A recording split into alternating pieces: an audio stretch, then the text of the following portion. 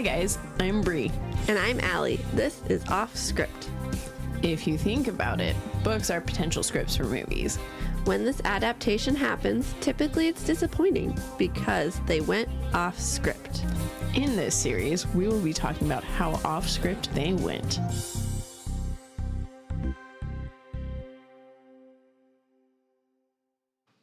Hello. Hi.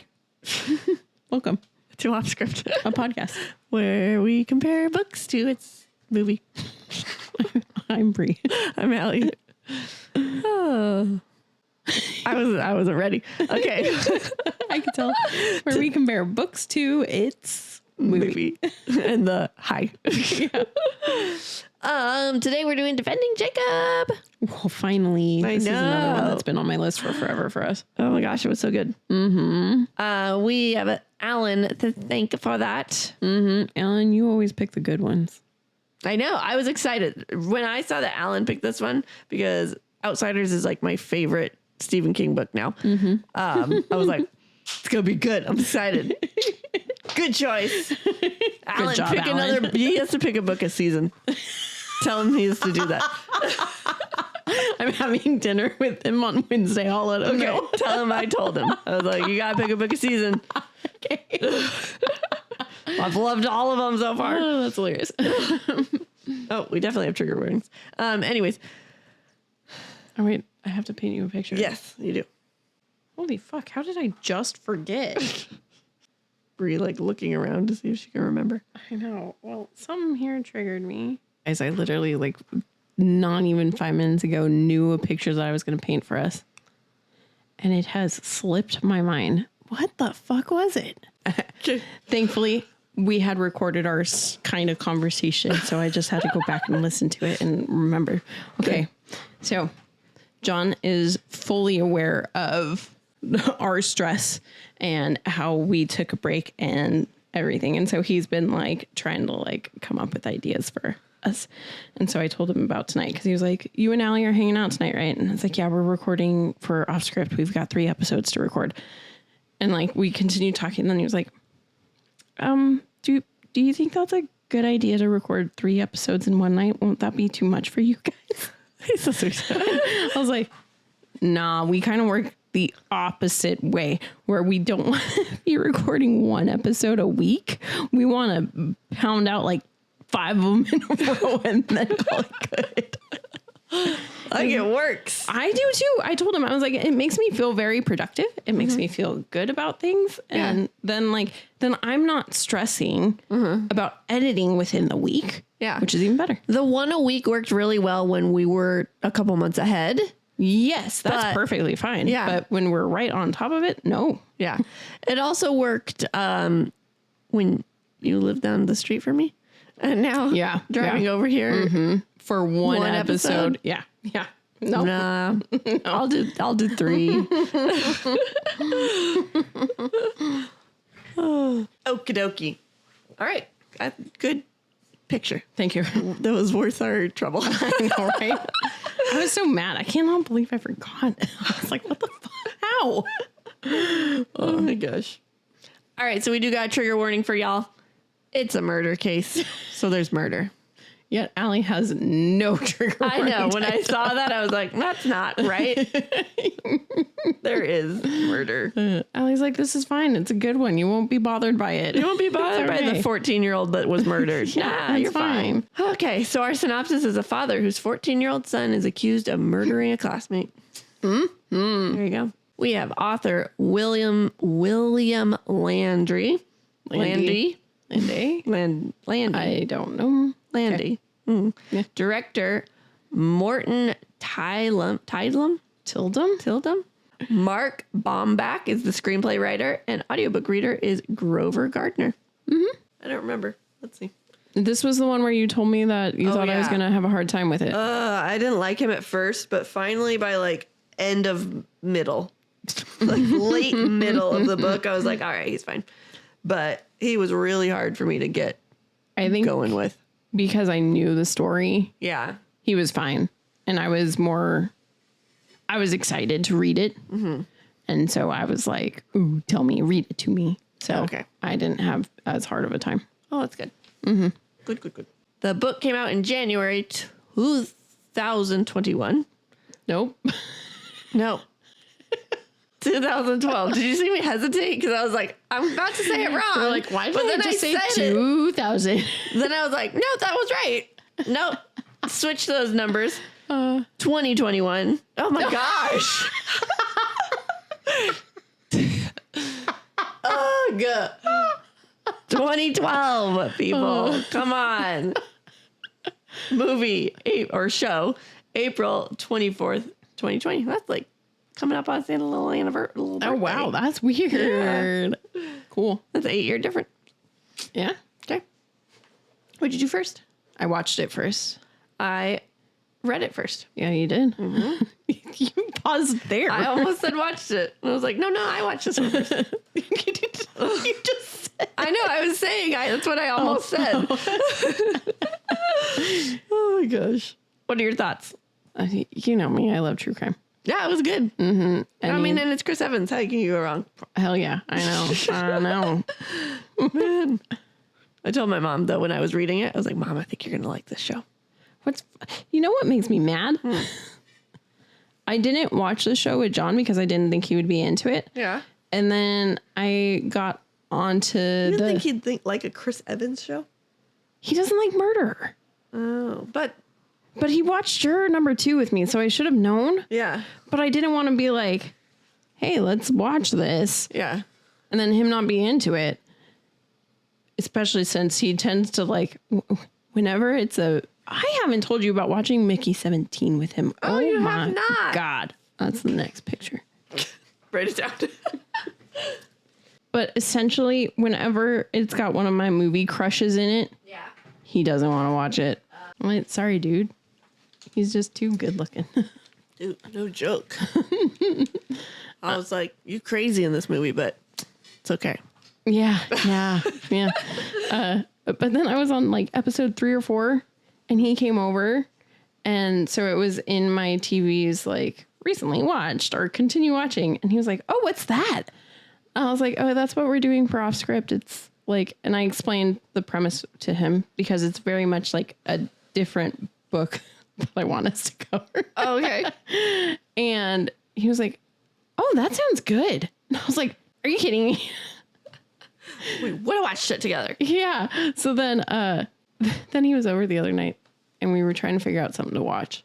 And he was like, maybe we should do Defending Jacob. I was like, I would watch it again. Like I just finished it, but sure. Yeah. And for a third time. All right. And he was like, oh, no, I won't do that to you. I was like, I'll watch it with you. But then oh my God.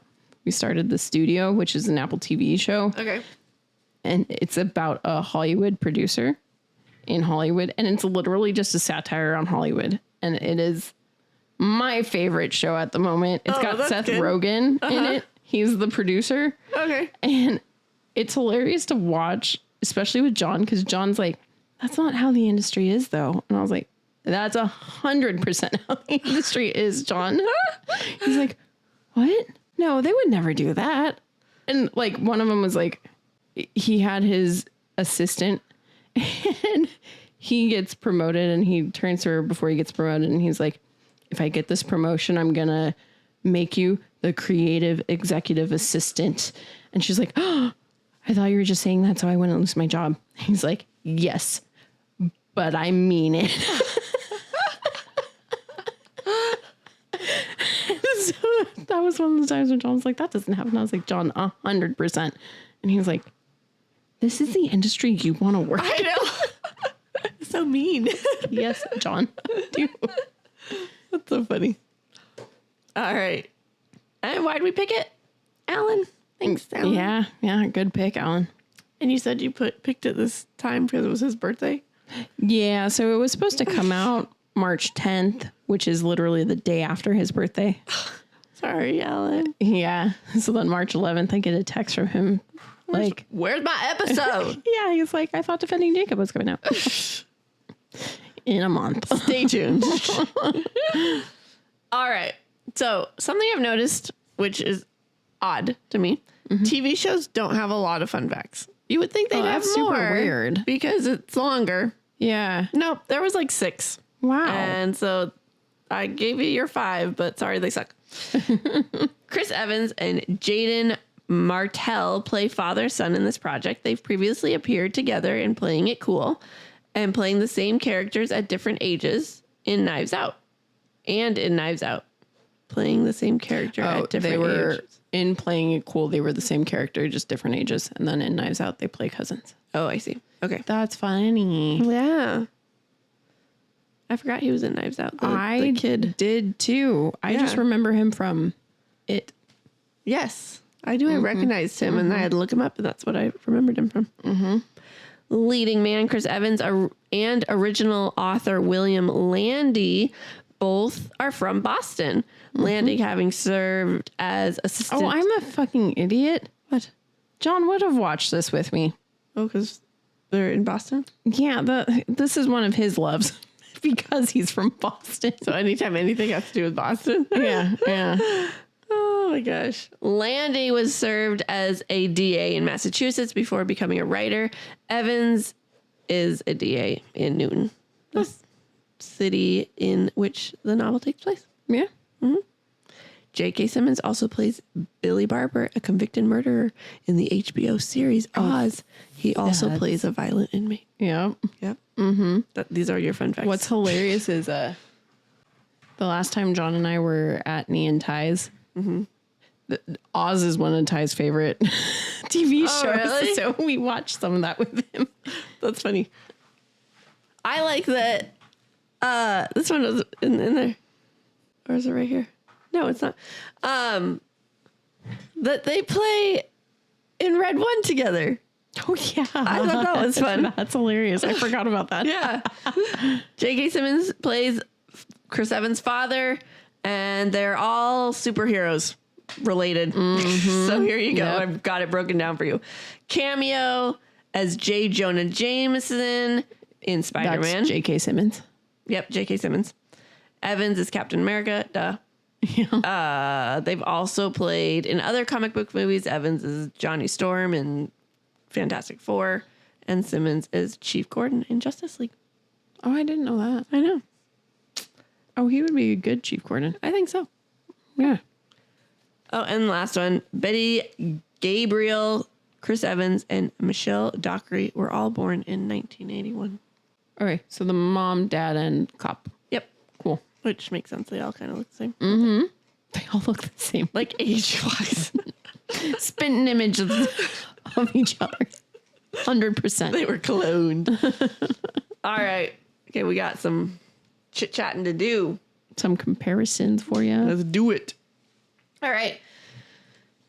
Let's go. So you guys, oh no, I did it again. Chair's going to fall out on me.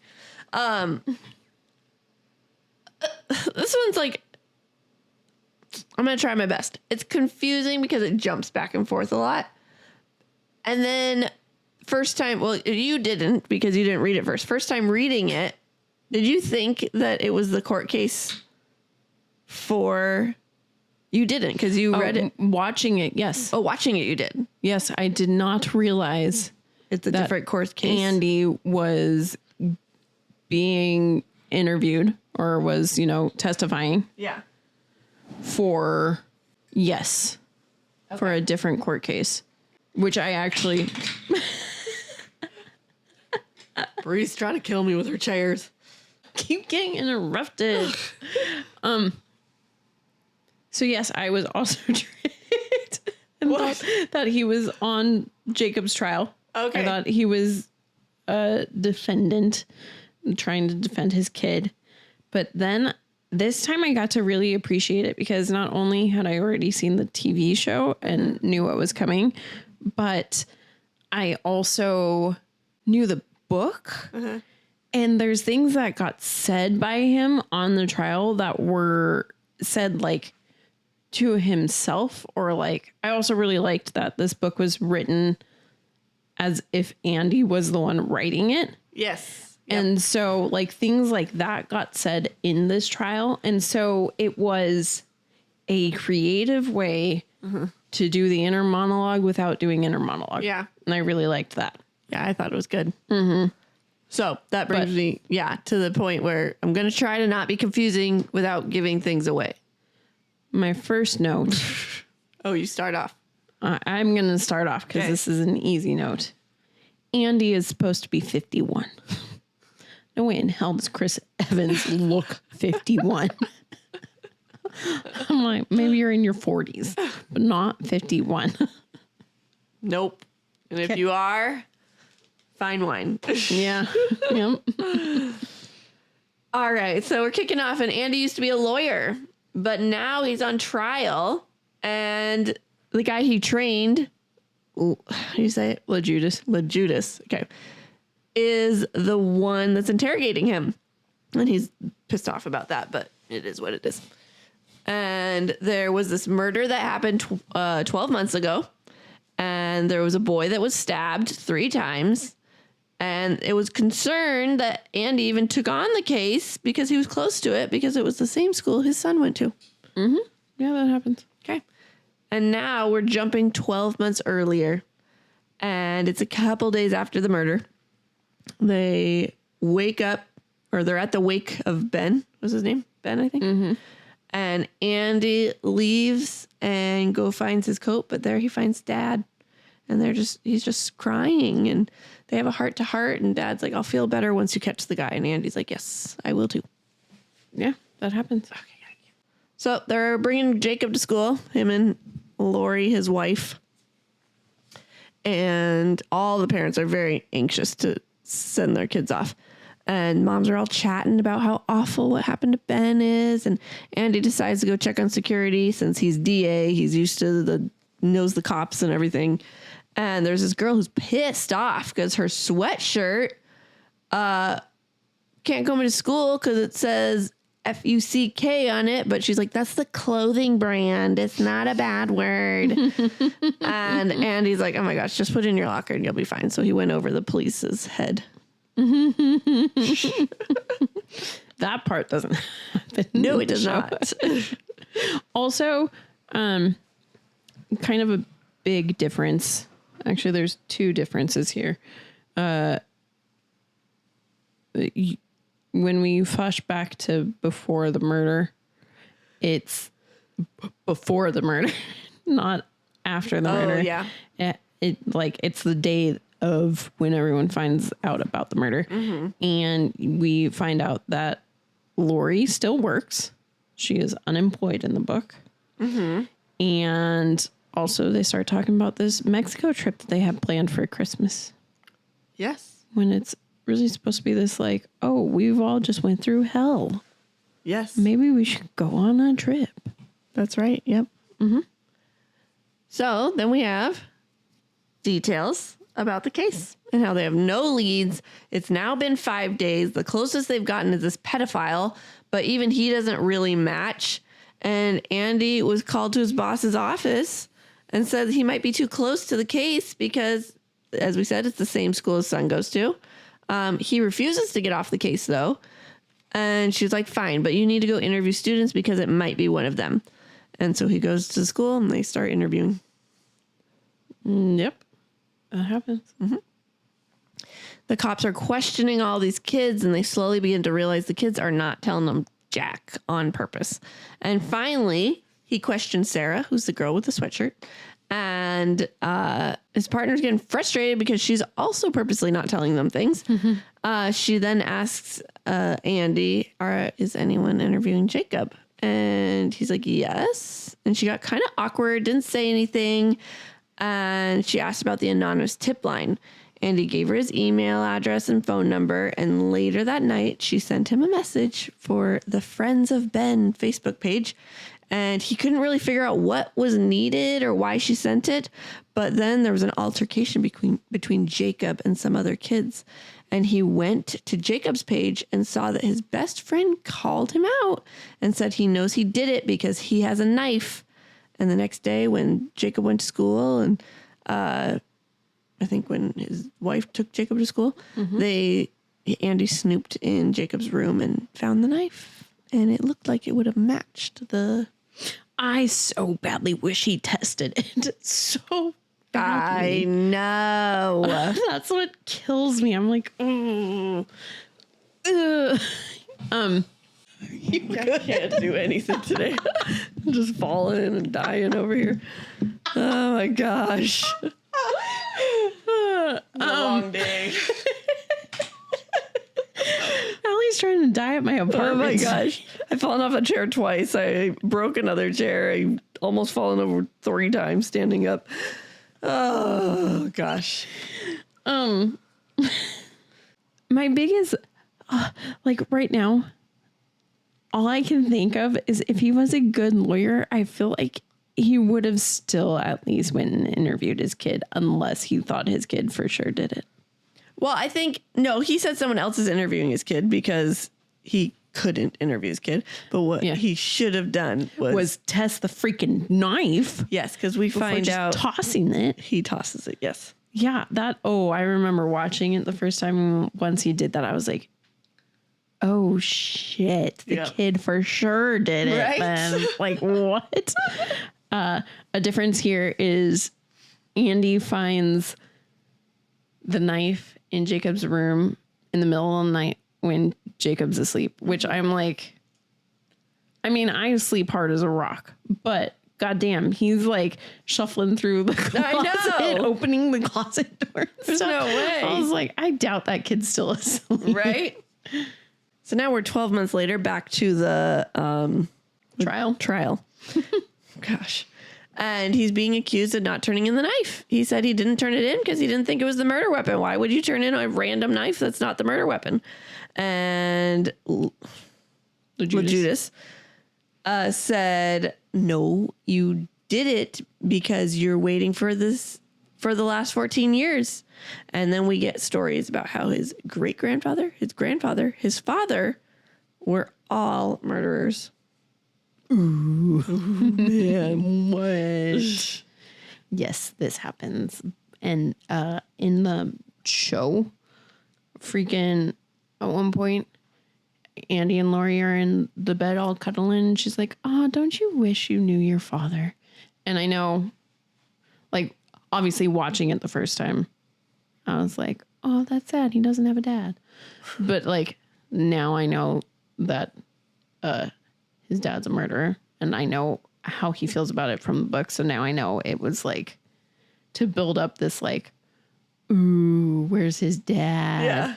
But it kind of got on my nerves this time. Oh. I was like, don't hold my damn hand. Right. And in the show, push me. Right. In the show, did they say his great-grandfather and grandfather? It was just his dad. That's what I thought. Mm-hmm. So it's like, yeah, they told us like 3 different stories of all these murders that these people did. Mm-hmm. But also what gets me is like, because then the murder gene comes up, right? And the murder gene is something that I have heard of listening to my true crime stuff too, right? So it's something you kind of think of. But if you think, okay, well, Andy's got it, but he's a freaking lawyer. Mm-hmm. So obviously, it doesn't mean you have to be a murderer. Like, right. That's what gets me. Yeah. Every time it gets brought up. I agree. It's just a cop-out to not get 100%. To not get legit proof. Yeah. Yeah. Legit, like, sentencing, which is what they were trying to do here. Mm-hmm. We'll get there. So now we go back 12 months, and Lori and Andy confronted Jacob about the knife. Andy basically cross-examined him like a lawyer, which pissed Lori off because she said, no, we're family, we talk. And he went to work for a little and watched the interview of the pedophile guy, and they were getting nothing from him, and his lawyer was coming soon, but Andy said to keep pushing him until you get something. But the lawyer came and they had to stop. Oh, okay. I have a question for you. Yeah. In the book, isn't Duff supposed to be a dude? Uh-huh. Okay, so Duffy in the show is a girl. Uh-huh. And then she's also the one who's like, hey, I think we need to look into Leonard Patz, when in the book it's Andy who's like, oh, it's this guy. I know this guy. Yep. Mm-hmm. Yep. Which makes more sense. Anyways, and that's his whole reasoning for, we got to keep going after this guy. Yeah, because like he worked the case before, right. So he knows the guy. Yeah. So yeah, it was kind of weird. Yeah. But it is what it is. Mm-hmm. So we're 12 months later in the courtroom, and he's getting in. Oh, you more? I do because the Facebook post. Oh, yeah. Because Lori finds out about it in the TV show, same time as the knife. And she was like, oh no, should we report the Facebook post? Oh, yeah. I was like, oh. Okay. Should be a mama trying not to get her kid in trouble. So now we're 12 months later, back to the courtroom. He's getting interrogated and asking why he kept questioning this Lenny Pat's pedophile. And he's like, sometimes you have to do things as a cop and a DA before you have all the information. Because they were like, you had no proof that it was him. He's like, well, I don't have proof that it was anybody. Like, he made very good points. It's true. It's true. Plus, like, one thing, too, is I feel like a lot of times cops, it's going to sound so bad, but a lot of times they get gut feelings, and more often than not, it's correct. Right. And yes, it's hard without evidence, but if you go and you search, sometimes you find evidence. Right. It makes sense. Yep. So 12 months earlier, Lori asked him when he got home what he did with the knife. And he said he threw it away in the dumpster somewhere because he didn't want that filth in his house. Yeah. And 12 months later, Andy was accused of throwing out the knife because he was covering up for his son. And he's like, no, I wasn't. Until the very end, Andy was like, no, my kid did not do it. Yeah. And I'm like, sir. Yes, seriously. Also, just know I keep the 12 months when in reality the year goes on and it's probably more like 3 months prior. But just to be less confusing, it's 12 months, 12 months. Smart. All right, so now there's a town search going on looking for this murder weapon. And he saw the dad of Ben in the field and he went over to meet him. And Ben's dad is yelling at him saying he wants a new DA and he's off the case. He called his office and they asked him to come down, and he did, and found out that Jacob had fingerprints on Ben's jacket. And he was told to go home, and his house was being searched, and Jacob was under arrest. He went home, but him and Lori couldn't find Jacob. And eventually the cops did, and Jacob was hiding in the woods. He was brought in, had to stay the night, and would be up for bail the next morning. And he was honest with Lori and finally told her about his family history. And she was disappointed that he never told her before. Andy does not tell Lori about his family history until it's like basically getting brought up in the trial in the show. But then the rest of this happens. Okay.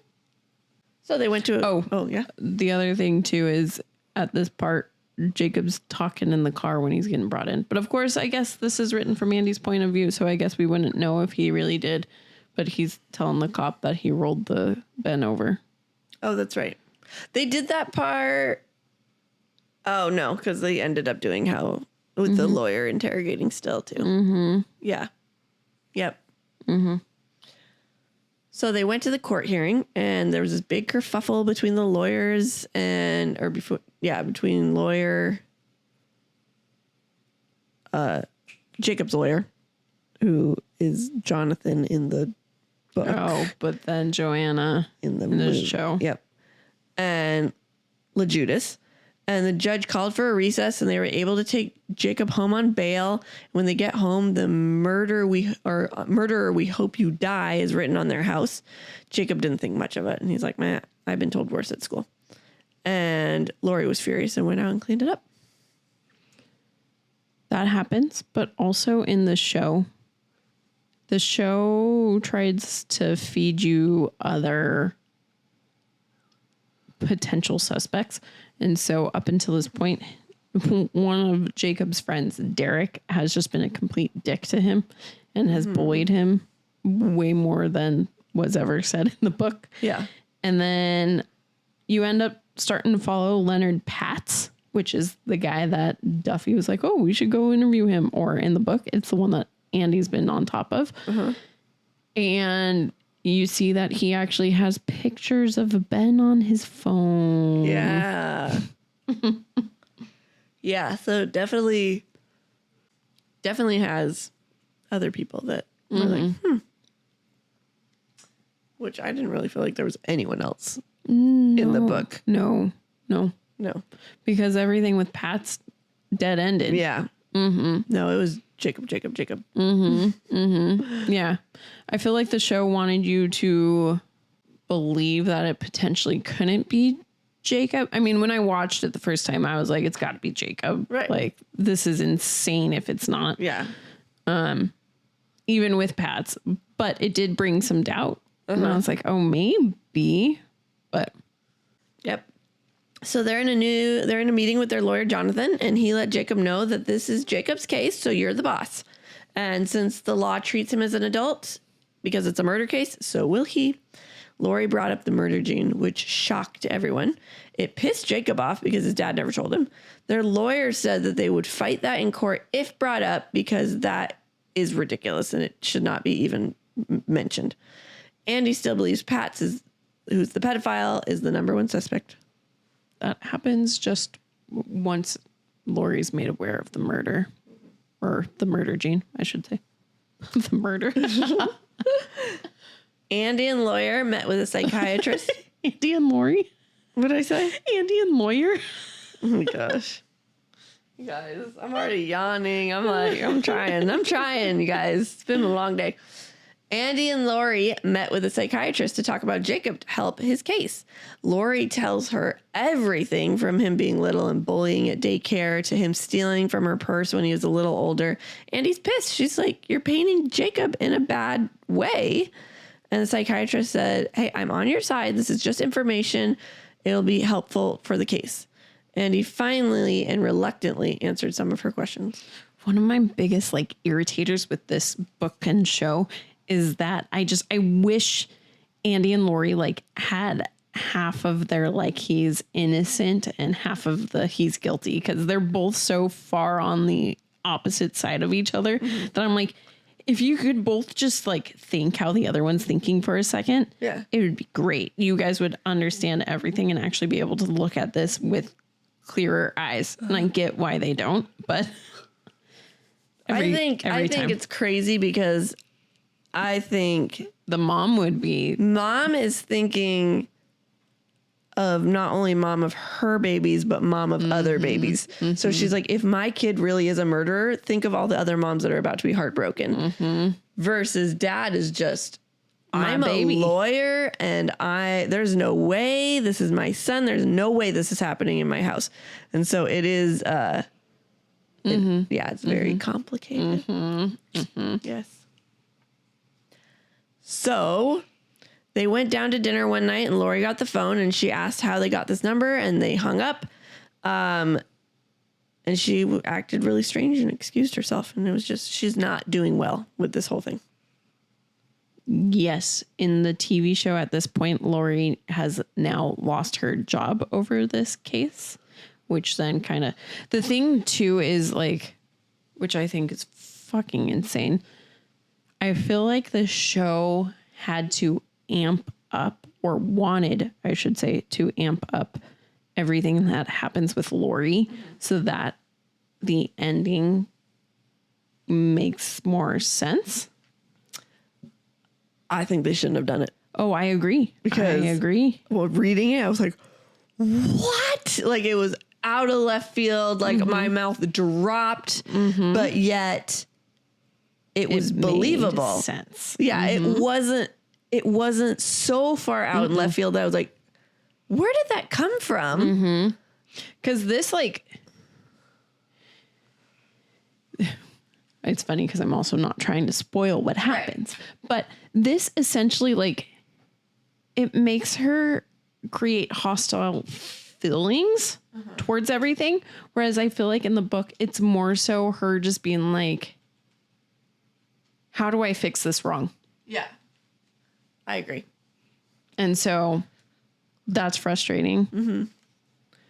So yeah. So she lost her job. Yep. Oh, and then Lori also pulls out her laptop and starts Googling all about Andy's dad. Oh, okay. Yep. Oh, yeah. And then Andy hardcore is finding other witnesses to say that Pat's is 100% the dude. So Jacob and Jonathan are talking, And he's like, okay, tell me what happened with the knife. And Jonathan's slightly cross-examining him, but like very minorly. And Jacob's getting very defensive and he can't keep his story straight. And finally, Lori asks Jonathan to stop. And Jonathan's like, okay, Jacob's not taking the stand, which frustrated him because he really wants to defend himself. And he's like, no, you will go up there and lose immediately. And Andy wants to keep pursuing Pats. So I have a question. I don't know if you know this, but so Jonathan's like, you're not taking the stand. Can LeJudas call him, or he can't because he's not his witness? So each side comes up with a list of people that can get called to the stand. And then from there, that's who can go to the stand. And because the Judas is fighting them, he can't be like, oh, I get to pull you up, because it's supposed to be people who are helping your case. So he wouldn't do that unless he knew. But everyone that's on their list then can get cross-examined. So you want to make sure that you have good people on your side so that they do good during cross-examination. Got it. Okay. Because literally that's when you fuck up. Right. Because you don't know what kind of questions they're going to ask. I know, right? Okay, so Andy was talking... Can I just say, yes. it made me so mad when Lori is like, you got to stop this cross-exam. I'm like, he's doing it because this is how they would do it in court. Right. He's trying to see if this kid can handle it. Right. And he can't. It's her mama heart being like, oh my gosh. It's just proving to her that he did it. And she just did not want to hear it. Yep. Andy talked with Sarah about Jacob and Ben. And Jacob was kind of a nobody at school, but not in a bad way. And Ben was kind of a bully, and he did not like Jacob. She suggested going to talk to Derek because he knows more. So Andy went to Derek's house, and his parents said the DA told them not to talk to you and shut the door on his face. Yeah, that happens. And Sarah becomes a very crucial part of the TV show. That's about the last we hear of her in the book. Yeah. And then she's like... Whereas in the show, she's like Jacob's best friend, and they're always hanging out, and she's given the family free ice cream. Yeah, right? So, Andy went and talked with Matt, who was a victim of Leonard Patz, which is why he got arrested in the first place. And he told him that Lenny paid him $100 to touch him over the clothes. He did this 5 times, easy money. And one time he tried to go in his pants, but he stopped him. Finally, he reported him that he touched him because Lenny wasn't going to pay him anymore. Rude. And he said that he does have a knife and he carried it around regularly. He also was going to pursue this new kid he saw at the park every morning named Ben. And he never turned this information in because Matt also was on parole and doesn't want to get involved. Yep, this happens. Jacob started a new Facebook page. He posted a picture of himself as the guy from Psycho and captioned, "What people think of me." Andy went off on him. And I think it was from American Psycho. Oh, is that different? Yeah, absolutely it is. Okay. Okay. Wasn't that it? Is that not American Psycho? No, that's not. American Psycho is Christian Bale with a axe. Oh. But now I'm trying to remember if the book was Psycho, because I think it was. I think the book was Psycho. Yeah, and the movie was Christian Bale, American Psycho. Oh. Well, that's rather confusing. Oh my gosh. Yeah. Especially because I feel like American Psycho is a bit creepier than Guy from Psycho. I mean, I haven't seen either of them, so I can tell you. You've never seen Psycho? I've never seen. I just know that. Oh, we gotta watch Psycho this Halloween. Okay, sounds good. 100%. I'm okay watching the original too, but the remake has Vince Vaughn as Norman Bates. Yes. Okay, do it. So their psychiatrist told Andy that this was going to be a hard one for him this session today because they needed his DNA in case they need to go into the murder gene route. If Jacob is losing the case, they can use this as a way of getting off on first-degree murder. He finally agrees to it after a fight. She also said, well, we also need your father's DNA. He's alive and here's where he is, but he'll only comply if you, Andy, go get the sample. You made it sound like they want him to get first degree murder, but they want No, him they're to trying to get get off first degree murder. Yeah. Yes, sorry. Yeah. I was like, hold on. Yeah, that happens. Oh, well, yeah, that does happen. But his dad, this part drove me crazy too, because then he goes to the jail. I was going to say police station. He goes to the jail to get his dad's DNA, and then they get into a fight, and he doesn't get the DNA. I know. I was like, why and did then you his dad just sends it? Anyways. Because Lori went and talked to him. But still, it's like, okay. Right. Andy went and talked to Derek. At first, Derek didn't want to talk to Andy, but then he scared him, but also reassured him at the same time. Derek told him what he told the DA, that Jacob brought... What? I just realized I have a note about the therapy session when Lori talks about, not Ben, Jacob being a psycho kid. She did that alone in the TV show. Yes, she did. Which didn't... So then it couldn't piss Andy off. Yeah. Yeah. Yeah. Which I, again, get both of their ideas. Like, Lori's like, I just got to tell everything. Then I don't have a guilty conscience. But Andy's like, why? Like, I mean, because it's a fair thought. Like, a kid at that age bullying at daycare is like, you know what you just made me realize? What? Oh, I think Andy's way more complex than we've been thinking. Why? Because he's a DA. Uh-huh. So he knows his kid is guilty. Oh, yeah. I 100% think he knows. Oh, I had You not didn't been. think so? No, this whole time. Oh, no. The true crime lover has been like, this dude's so fucking blind. No, I think he knew, and he's trying to convince himself that it's not true. Yeah. Okay, that's why he didn't turn in the knife, because he knew it would come back positive. Well, I knew that much. Okay. Well, actually, no, I didn't know. I knew he got rid of it because he was like, this is potentially the murder weapon. Oh, yeah. And then, so no, I think he knew. And that's why he's freaking out every time Lori's like, well, being honest. Yeah. Because he's like, shut up. they can get this. And He's giving them information. Yeah. So Derek told him what he told the DA, and Jacob brought the knife because he was being bullied at school. And he went into stories about he'll just laugh at people with crutches. He's just mean. And he said a story about how he had a dog on a rope. And the next thing Derek saw him and the dog's gone. He's like, I buried the dog. But he never said it died. So he just buried the dog alive. Okay. Psycho right there. He would just say mean comments all the time. He was also obsessed with the Cutter, which is this dark web, almost like porn site, but for murder. People would describe gruesome murders and you can read and comment on them.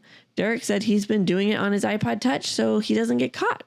Andy went home to check, and sure enough, there was a story written anonymously by someone that was almost identical to Ben's murder. And from the feeling, or all the way from how it felt to stab the guy dead. And he took the iPod downstairs and destroyed it. In the TV show, Derek reads that murder story that's found on Cutter to the whole entire jury, trial, lawyers, everyone. And that was Lori's turning point, where she was like, 100% you did it. Yep. Which he did it. The three of them went to the store one night and they ran into Ben's parents. They had Jacob go to the car and told Andy, said, Lori, you too. But she went over to Ben's mom, and then Ben's mom spit in her face and called them murderers, and they left the store. Lori runs into Ben's mom solo in the TV show. And again, it's just to build up more of her animosity towards everything. Yes. Andy became obsessed, and he was following Lenny Pats everywhere. He wanted to find some type of evidence that showed it was him and not Jacob. Eventually, he confronted him, and they kind of rammed into his car a little. And Lenny said the DA told him not to talk to him. That happens. Remind me, in the book, does Lori accidentally give a interview? You know how in the show she goes to the diner and makes a friend? No, she doesn't do Okay, that. I didn't think so. So I will now say, at this point in the TV show, Lori has felt very isolated because, I mean, who wouldn't? You're in a town where everyone's going to side with the victim's family. And so she only has her husband and her child who are both like, Jacob didn't do it. Whereas she's like, but didn't he? And so she drives, I would say probably on like the outskirts of town to go get a meal and be away from everything. And then this lady's just being nice to her. And Lori eats it up because she's been lonely. And so she starts talking to this chick. And then it turns out that this chick is a reporter. And she said some shit about her kid that's bad. And about her husband that's bad. But the thing is, like, when she found out, she like got up to leave. And then the lawyer's like, do you want anything you said off the record? She should have just said all of it. Right there. Well, she said something to that effect of like, well, I didn't even realize it was all on the record. Like, Yeah. it should just be off. But yeah, she didn't flat out say none of it. If she said that, I don't think they would have been able to post it then, would they? Yeah. So. So then we're 12 months later and he's going off on LaJudas saying, why don't you want the jury to hear about Patsy? And See? I had it Patsy in here. I had to change every single one. Pats. And Judas is like, because he's not the suspect. And Andy is working really hard to try and get him to share information about him. But Andy's like, no, we're not here to talk. Or Judas is like, we're not talking about him right now. And then they're going over the psychiatrist papers. And LaJudas had him read several points. One being that the best way the psychiatrist could describe Jacob is like the Grinch with his heart 2 sizes too small. Yikes. Could you imagine hearing that about your kid? Right? From a freaking psychiatrist? I'd be like, fuck. Admit him to a hospital. I would. I'd be like, nope. Get out of here, Tyler. Go away. Adios, amigo. Love you. Bye. 12 months earlier, back to story. Andy went to his father, and it was a complete jerk the whole time, or the dad was. And in the end, he did the swab for him. Lori is the one who got him to do a swab in the show. Lori and Andy were awake late into the night because they heard a cat being killed. And it was like long and drawn out. The next morning, it was a court case and news crews were at their house to get them to the courthouse. Yeah. You didn't pick up on that? And then they just never brought it up again. I was like, well, are they going to say that was Jacob? Oh, I did not catch that. Yeah, well, it didn't. I'm really glad I didn't. It was describing like this really horrible noise. And then like they described it as almost sounding like a cat that was being murdered. And like, but it just kept going for 15, 20 minutes. And it just wouldn't stop. And eventually it stopped. But then it's never brought up again in the whole rest of the story. I was like, why would you tell me this? Why do I need to know that someone's murdering animals outside because it's Jacob? Jacob's doing it. That's exactly why. I'm glad I missed this. Yeah. Did not happen in the show. Thank God. I would have fucking hated Jacob. I mean, you should still. There was a part of me when I watched it where I was like, there's a chance he probably didn't do this, but it's more fun to think he did. There's no chance in the book. Reading it, yeah, I'm like, oh, you guilty as fuck, dude. Oh my gosh. All right. So I just thought it was the kid from It playing it in such a weird way. I was like, wow, you're just not empathetic at all. You need to be a bit more. Nope, that's how he is. Jonathan asked the judge to rule out genetics as evidence. Judas asked that note be Hang on. I'm reading sideways. No, be done. Thank you. Like, no, we want to put genetics in there. And they're like, no, we'll talk about that privately. Jonathan also stated that the family wished Andy to sit on the stand with him. And the jury was chosen. Mm-hmm. That happens. So that... Oh, yeah. Actually, I guess before the trial, we should say that Jacob's birthday happens randomly in the show. Oh, yeah. I was like, why? Because life still happens, I guess. Yeah. Why is this an important figure here? Oh. That night, the family made note of a car idling outside, and he saw someone smoking in it, and later he went out to investigate it further, but it was just a parked car. There was no one in it. He called it in to his friend to have him run the plates, and it turns out it might be a stolen car, and because the plates go to a different car, because this is like a Lincoln, and they go to some other car. And he didn't want to report it, though, because he wants to seem like a normal family, because the court starts the next day. This happens, and also this car ends up following Lori on a run and freaking her out in the show. It freaked me out too. Mm-hmm. The court case began, and LaJudas spoke to the witness who found the body. He over-asked her questions, like trying to get every single detail, and Jonathan just asked one question since she had nothing incriminating against Jacob. And they talked to the lead police officer, which was Duffy, I believe, on the case. And LaJudas went after Andy, which Jonathan tried to cancel. Wait, LaJudas went after Andy, LaJudas turned it on Andy, like saying, well, why did Andy, was he on the case? But the judge let him have it. And as long as he didn't go off the rails. He tried questioning his choices about pursuing Lenny Patz. When it was Jonathan's turn, he asked the police officer about what type of DA Andy was. And the police officer said the best. Yeah, that happens. But I also realized I should say a note. And then I only have one more note after that, which is the big one. After the story gets read in the courtroom, the one from Cutter about the murder, in the car, Andy asks Jacob if he did it. And this was a big what moment, because never in a million years would have Book Andy asked that. I was like, what, sir? But yeah. Yep. Okay. So they spoke to the doctor and the test results for Jacob, and she let them know she is concerned. He almost has no empathy. This is not during the case anymore. This is like personal. He has no empathy. He didn't really show any when talking about Ben. They also have the knockout gene, and so does Andy, and so does his dad. And Jacob has the emotional maturity of a 7-year-old.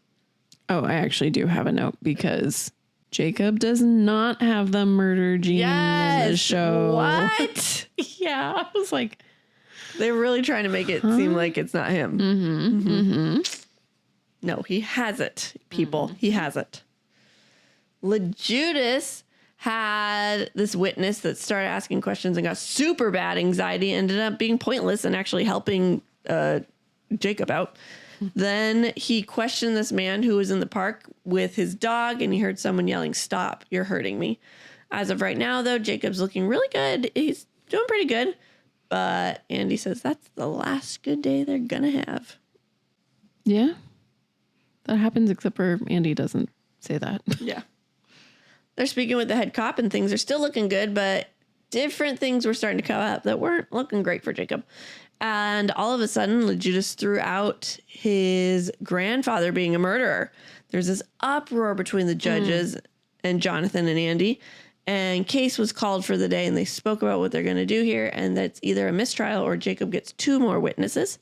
And later that night, the Lincoln Town Car was at their house again. That happens, except for, I forgot, because in the TV show, when they're still trying to get evidence against Jacob, they get a hold of Ben's cell phone, and so him and Joanna are at the cop station to go through it, and LaJudas is there, and LaJudas makes a comment about Andy's dad, and then Andy gets pissed. That's right.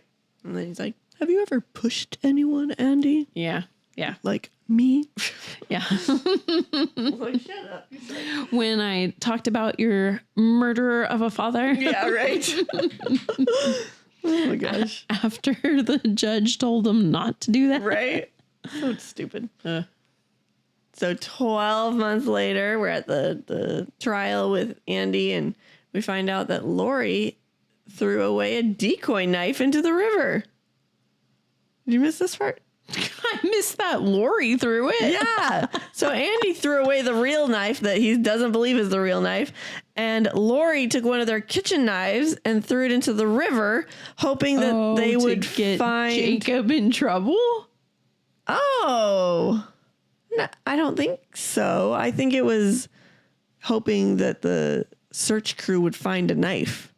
Oh. But like, it's not going to match. So I don't really know. It's not going to match, and it's going to have your fingerprints and his fingerprints on it. Missing from your house. Yeah. Like, what was the point? The only thing I can think of is if she was trying to get him in trouble. Maybe. Like get a murder weapon that tied him to it. Crazy. I didn't think of that. Fucking hell, Lori. That's crazy. Okay, 12 months earlier, back to the story. Andy's dad called the house. He basically was just giving him crap, letting him know that they're watching the case in prison. What's hilarious is I remember hearing the decoy knife part, or I didn't realize it was a decoy knife. I just was like, wow, these cops really found a knife, and we're like, oh, it's it. And then I'm like, no, it's not. Yeah, right. No, that was it. Cool. So I get to hear about his false hope. I don't know. So, case details showing the knife wound. LeJudas made it seem like this was, in fact, the kind of knife that Jacob was. Or Jacob was. He's a knife now, I guess. Jacob had. And Jonathan made note that it could have been hundreds of different knives. And the DA didn't do more research, so this is not relevant. Yes, that happens. The Lincoln Town car is outside again. Andy went out with a baseball bat this time, but was stopped by a police officer that had been on this case, Duffy. And he told the man in the town car he needs to leave. And he talked with Andy after about the case. Yeah, that happens. So now we have Derek's testimony. After he had finished with the Judas, everyone, even Andy, kind of imagined there's no way out of this. Jonathan tried really hard, though, and chipped away at all the evidence. Andy was not doing well because it was a bad day and was kind of rubbing off on the family.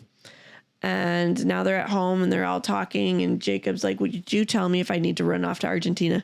And they kind of had a little family joke about it, like laughing and imagining life in Argentina. And Andy and Lori went to bed, and Lori was really worried that he was guilty.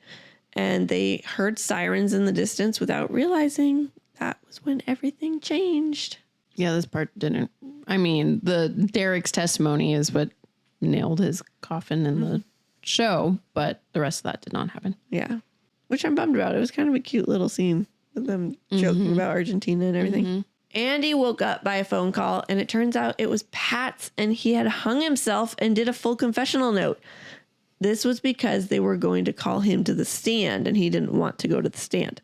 So then they went to the court office, and Jacob was deemed clear.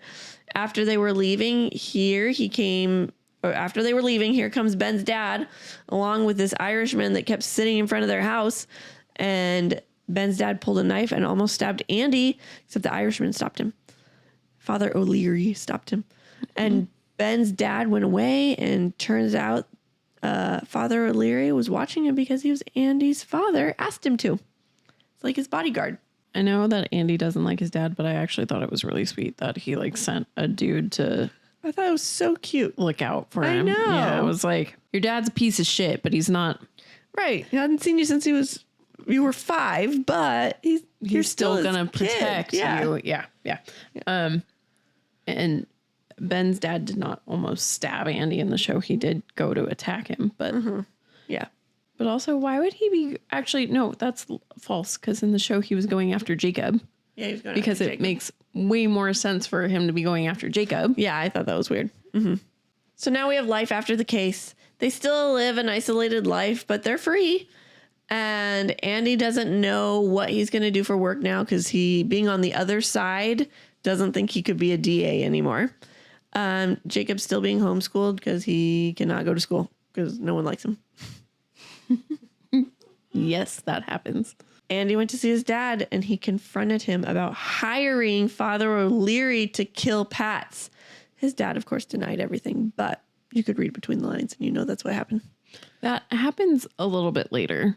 Like, Andy literally is like, yeah, Pat's killed himself. No problem. And then later someone, It was on vacation. yeah, he's on vacation.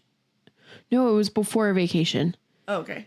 It was before a vacation. Someone came to him and was like, oh, you'll be happy to know that the case is finally all wrapped up. And he was like, what? Jacob got off free a while ago. What are you talking about? And they're like, oh, there was just some Oh, yeah. miss somethings that just weren't adding up in. Pats. Yeah. And he was like, what the fuck? And then he put it together.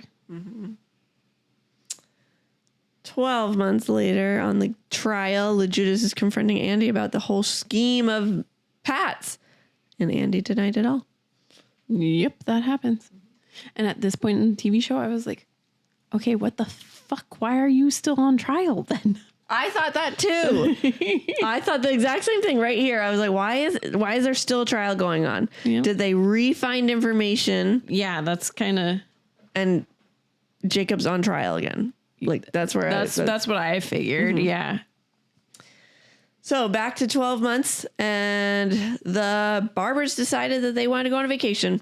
They went down to Jamaica, and they were having lots of fun. Jacob even met a girl. Her name was Hope, and everyone really liked her, and everyone was happy. The trip's Mexico, and this is their trip that they had planned all along, and Christmas comes, and they're like, oh, shoot, we have that, but should we cancel it? They're like, no, we should go.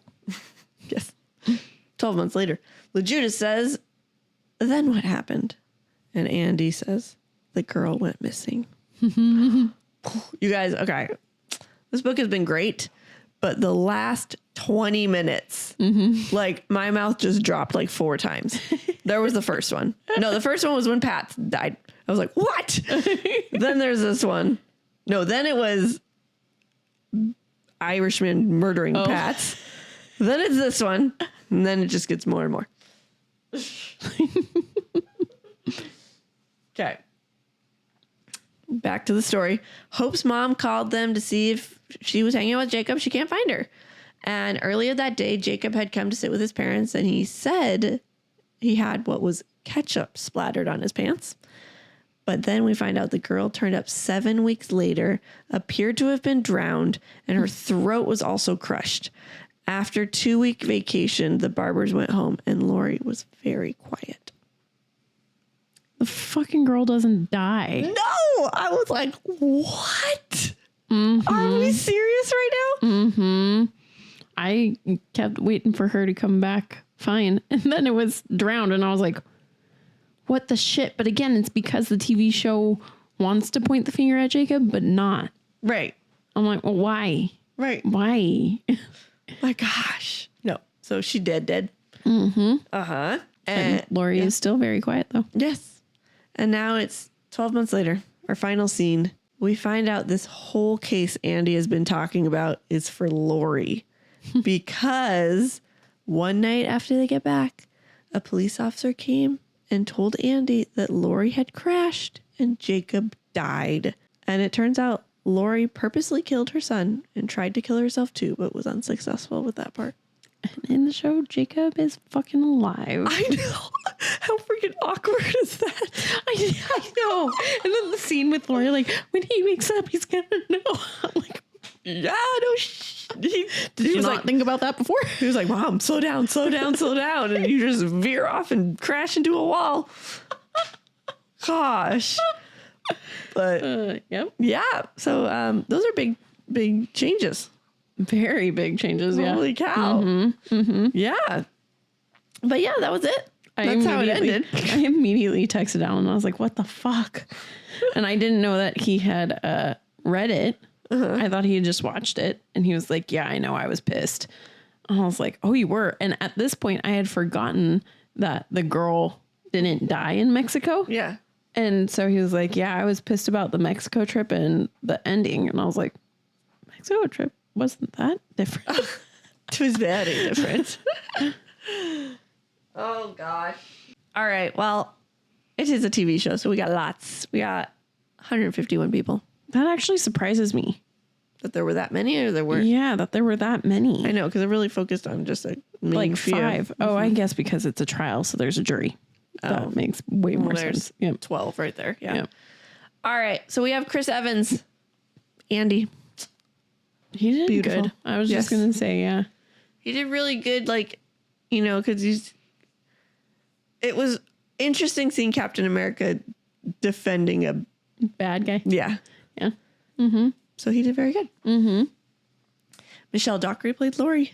She did really good. Mm-hmm. Mm-hmm. And I really like her and Chris together. Like, they have really good chemistry together. I think so, too. I think so. Jaden Martell played Jacob. He did amazing. Yeah, he was good. Yeah, he's a good actor. He was very, like you said, very awkward and not empathetic, but reading it, that's what he was supposed to be. Mm-hmm, mm-hmm. And then Cherry Jones played Joanna, which is Jonathan in the book. Yeah, she did good. Yeah, I liked her a lot. Yeah. Mm-hmm. Mm-hmm. And then Pablo Schreiber played the Judas. He was a sleazeball. Yeah, he was fine. Yeah. Betty Gabriel played Pam Duffy. She did good. She was fine. I liked her a lot. Yeah, I know. Leonard Patz, maybe? Yeah, I guess actually. Derek, Yeah. probably. Yeah. Daniel Henschel played Lenny Patz. He was a good creep. He was a creep, but one you felt bad for. Yeah, yeah. Which is weird because I don't feel bad for pedophiles. They do what they do. Yeah. But well, he like, almost wasn't. I was going to say in the TV show, he kind of seemed like he was trying to actually be a better person. Yes. So, yeah. I feel bad feeling bad for pedophiles. So. Yeah. Yeah. But he did good. There we go. And then we got Ben Taylor played Derek. He did good. Yeah. Yeah. I think so. So we got J.K. Simmons as Billy Barber. I love anything that man does. Oh my gosh, he's so good. He's such a great actor. Yes. We'll do William Zafarias. Zafaris. Played Father O'Leary. Yeah, he did good. Yeah, I liked him. Mm-hmm. Cool. Is the theme of the book and movie the same? Yes. Do the characters stay true? Yes, except for that one scene when Andy asks if Jacob did it. Yeah, I think so. Mm-hmm. Which you prefer? I prefer the book. Me too. Yes. Because when I watched the show, I'm pretty positive I told Alan, because Alan told me to watch it. He was like, you would love this, watch it. So I watched it. And then the next dinner I went to with him, I told him, I was like, I really liked it, but I really think Jacob should have died. Did you really? Yeah. And he was like, oh, you should read the book. And you didn't catch right there. Oh my God. No, because man, when it came to this part in the book, I'm like texting Allie like, damn, this book does pretty good. It's pretty spot on. There's not a whole lot different. Then, like 2 minutes later, I texted her and went, holy fucking shit, what the hell just happened? She's like, I'm shook right now. And I was so excited because she had read it before me. And I was like, oh my gosh, what is she shook about? And I thought it was the Mexico trip. I was like, I don't know, shook, like it's shocking, but would I describe it as shook? And then Jacob didn't die. And I was like, that's probably what it was. Yeah. Yeah. Yes, I also prefer the book. I just think it was just such a cool, fun read, especially with the flipping, which the show, I'm glad that it did well when you didn't know. But I just like some of the details more in the book than in the show. But it was fun to see some details hashed out as well, though. Yeah, for sure. Agreed. Would you recommend it? I absolutely would. Agreed. Yes, I've already to my mom. I was like, Mom, you gotta watch the show. Sneak peek. We've got our website. Check it out. Offscript253.wixsite.com/offscript. We should make a TikTok of us just like doing that to a dance. Oh, that's a good idea. Yeah, no, it's not, but we should try it. Oh my gosh. Allie's like, damn it, why did I joke about I that? know, right? Bri's gonna make me do it. It's like a robot. Script 253. Walk site. My robot self screwed it up. And there you can rate, subscribe, and review. We would love it if you did. Yes, we'll read your positive reviews on the podcast. And our negative reviews to ourselves. Yes. To crack. Yes. Actually, we haven't had a negative one yet. Don't say that now. We will just to get one. I'm knocking on wood. Yes. Wednesday, I don't know if we're going to have a mini-sode. We actually have a few backlogged that I have to edit. Oh, okay. So there is a chance that there might be. All right. It depends on what I get done before I leave for Coachella. Sounds good. And Monday, we have Dune. Ooh, another good one. Okay. Allie just hit herself with the I did. microphone. Guys, I'm just having a night. I need to go to sleep. And we've got one more to do. Yep. With that, Defending Jacob went off script. Bye. Oh my gosh. Thanks for sticking with us. We hope you enjoyed it. If you did, we would greatly appreciate it if you gave us 5 beautiful stars, reviewed, and subscribed. You can also follow us on Facebook at Offscript, on Instagram at Offscript Podcast 21, and on TikTok at Offscript_pod. Shoutouts to Madame Ashen Creations for our adorable logo art. And Adam Daniel for our incredible theme song. And to Creative Cinephile Productions for producing our podcast. See you next time.